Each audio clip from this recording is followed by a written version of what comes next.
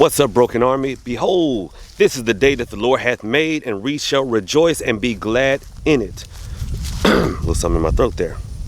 But anyway, I'm back. Some of y'all thought I'd forgotten you guys. I did not. Had a lot to do, a lot going on. If you follow me over on Bigo, then you've seen all the things that I've got going on. But guess what?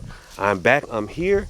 And I've heard you guys. You guys have been texting me, emailing me, and I know what you guys are going through, some of you, for the holidays. And guess what? We are going to fix that, and we're going to, what's that term y'all use? We're going to unpack. Let's get it.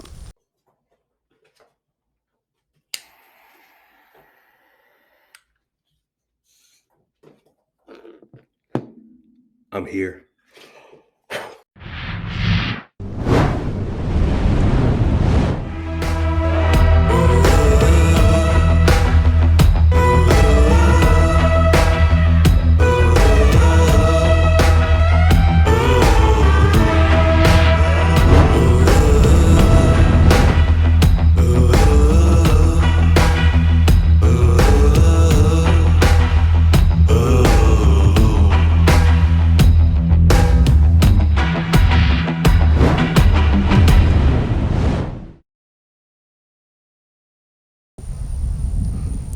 Guys, whether we know it or not, a lot of times pain is an indicator, okay? A lot of times it prefaces growth, but if it's not prefacing growth, it is always going to be an indicator that something is wrong. Pain itself is a gift from the Creator to let us know that something is wrong. But a lot of times we don't know exactly what it is that is wrong because we're not walking in our path. We're not walking in our life's purpose. I've said it time and again that conscience is the true voice of God. Your conscience, that part of you deep down inside that says, do this, but not that. Don't do this, but do that. And you don't follow it, you're not following your true life's purpose. And a lot of times we do that is because we get destination addiction. We start chasing the end result. And listen, that is folly. And Solomon said it all the time in Ecclesiastes. That is folly. It is folly, it is folly, it is folly, because when you're chasing the end result, it will never come quick enough. Your true life's purpose, true life's goal will manifest itself when you learn to love and chase the steps. If you look at everyone whose life you covet, because we all do, someone with the wealth, someone with the love life, someone with the marriage, someone with whatever it is, I guarantee you that person learned to chase the steps. Look at the people that have the body type that you want. They're always in the gym. They love the gym. They understand if I chase the steps, the end result is inevitable. It is an inevitable byproduct of it. So learn to chase the steps. Some of you, when you do your hoodoo, you're so focused on the result. Oh my God, it's all about my intent. You're so focused on the result that you leapfrog over the steps. And if you think about all my teachings and what I've taught you, I've said slow down. Get good at it. If you learn to get hyped about your candles, if you learn to get hyped and the best there is about your prayer work, learning the scripture, things like that, when you learn to get hyped about the results, you will fall into alignment and the end result is inevitable. Stop negotiating with your lower self. I've said it time and time again. If conscience is the true voice of God, then that other little nagging voice on the inside that is always wanting to negotiate with you, to do the things that are easy, that feel good to you, well, who is that the voice of?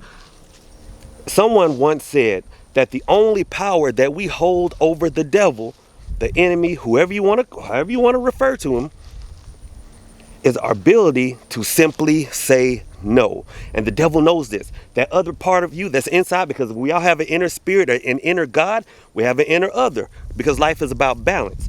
And that other side always wants to negotiate with you. That side always says it's nothing wrong with having a cheat day. That one always says that, you know what, there's nothing wrong with voicing your opinion when you know it's not what you say, but how you say it. And guess what? That other thing inside of you says, well, you know what? If they can't take you at full, they can't take. You know, y'all know. So stop negotiating with your lower self, because your lower self, yeah, they will give you that short-term happiness, that short-term feeling that, yeah, I did it. I had my cheat day. That cheeseburger felt good. It all felt good. But guess what? While you're negotiating with your lower self, your higher self can't get a word in, your conscience can't get a word in, and guess what? You've paused. I want you to understand, guys, there is no such thing as stagnation. No such thing. Everything in this universe is constantly in motion. Some things move a little bit faster than others, but everything is in motion. And here's the thing. If you ever feel that you're stagnant, you should worry. Because if you're not moving forward, then you're moving backwards. Maybe at a slow rate, but you are regressing instead of progressing. And the only way to keep that forward movement, that forward momentum, is to listen to your higher self. Don't pick the path that is easiest. Do not negotiate with your lower self. Stop with that. Just start listening to your conscience, actually following what it is telling you, and move forward. I'm going to give you guys a working, and this working is going to help you to focus, because that's what a lot of you need, to help you to refocus on what it is your life purpose is. Learn to leave some of the negative habits and traits that we keep on doing over and over again, because our lower self says it feels good, then why not? It says it all the time. Well, if it feels good, then why not do it? Well, no one, listen, the gym hurts, but we do it. Because when we learn to put up with it, to learn to focus on that step, then the outcome is inevitable. So this work is going to put you back on the step. Someone asked me for a self-love working. And listen, self-love is there's no magic for self-love. The magic and the spells will help you to clear away the things that are causing your self-doubt. Because that's what it is. If you don't feel like you love yourself, a lot of times it is self-doubt. You've lost confidence in yourself. And confidence is gained through steady repetition of positive actions. That is it. That gains confidence. And so that's what we're going to do. We're going to refocus you guys, those of you who need this, so that you can refocus on positive actions. Regain your confidence. And with confidence comes self-love. And with self-love comes positive outcomes. Let's get it. And I would be remiss if I did not thank each and every one of you who donated to, got Mr. J some stuff for Christmas. He does not have them yet. I'm going to wrap them, and he's going to open them on Christmas. And, thank you guys personally from the Amazon wish list. And we did get a couple of people who donated to a family. Found a family. And what we're going to do, because I think like $150 came in. So we got one family that we're going to give, some money to. And then we're going to divide the rest up into care packages for like a bunch of underprivileged students around here. Because a lot of times, unfortunately, in the rural areas, not a lot of money gets allotted to the schools. Not a lot. So we're going to help fix that. All right, we're going to help fix that. Whew, boy. We unpacked a little bit.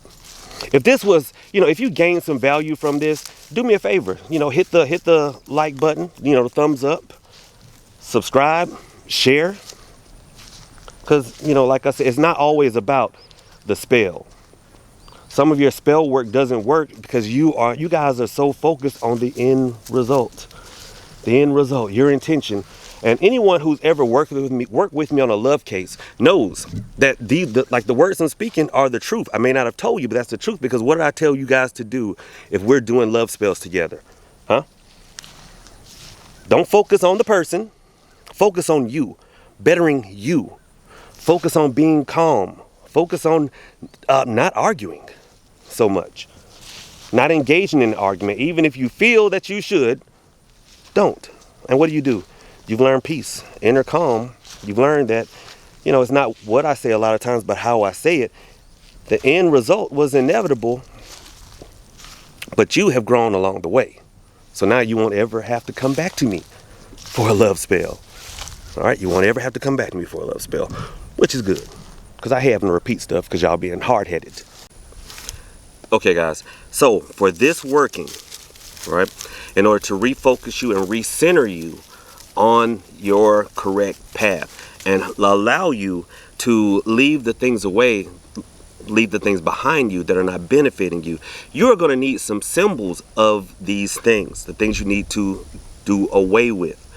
So for a lot of you, I brought, a bottle of rum if, you want to leave alcohol, cigars if that's what you want to leave behind you, okay? And you are going to put these things, you know what? Let me change the angle of approach so that you guys can see it a little bit better. All right, here we are, a little bit better, okay? Now, I brought some tea lights here. You're not gonna need all of them, okay? You're not gonna need all of them. You're gonna have one in the center. Now, these are the things you wanna leave behind here, okay? So, you're gonna have your tea light here. Now, you're gonna wanna put candles in front of the things you wanna leave behind. Now, you're gonna need symbols of things that you are trying to embrace and walking towards your higher purpose. So with that, you have this iron pyrite, also known as fool's gold, ahead of you. Have Bible here, and I brought some mustard seeds, because the Bible says that thou have faith just the size of a mustard seed, that you can say to that mountain, be thou removed and cast into the sea, and it shall be done. So this work is going to take some faith. So you're going to put one mustard seed on the candle that represents you. Now, you're also going to need to put a hair from the top of your head on there. I'm pantomiming this, okay, because I'm not plucking my hairs out. I just cut my hair, so it's really short. But hair from the top of your head. You're going to need to clip your fingernails and put fingernails there. You're going to need to clip your toenails and put toenails there. And if you've got pubic hair and that's an issue, well, you know, yeah, that's an issue, you want to put that there as well. Also, a lot of times we have problems by the words that we say. So you will blow into the candle 3 times before you light it, because otherwise you blow it out. Common sense, people. 1, 2, 3. And the representation of the things that you want to focus on, you're going to put a candle there. Okay? So if you can't see, hopefully you can, you're going to have a formation kind of like this. You're going to recite from Genesis. In the beginning, God created the heaven and the earth was without form and void, and darkness was upon the face of the deep. And the Spirit of God moved upon the face of the waters, and God said, let there be light. And you're going to light these candles, the ones in front of the things you're trying to leave behind, first. Now, you're going to pray the 23rd Psalm, but before you do that, take you some holy water or rainwater, put a little on your finger, and draw a cross on that candle that represents you, that has all your personal concerns and that mustard seed in it. Okay? That is to bless and anoint and hopefully bring down your spirit guides to assist in this working. Then you light that candle. Now, you sit and you meditate for a minute. Bring up all the negative thoughts that you've had when you've had some alcohol or when you smoked too much.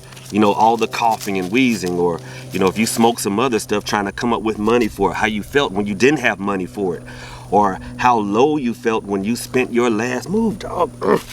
Hoodoo dog, y'all. When you spent the last $10 you had on a cheap bottle of rot gut. Okay? You can even put your phone here. If you're spending too much time on your phone and not enough time with the people around you, you spent time watching life instead of living it, you can put that there as well. Just think about all the negative things that these things have brought.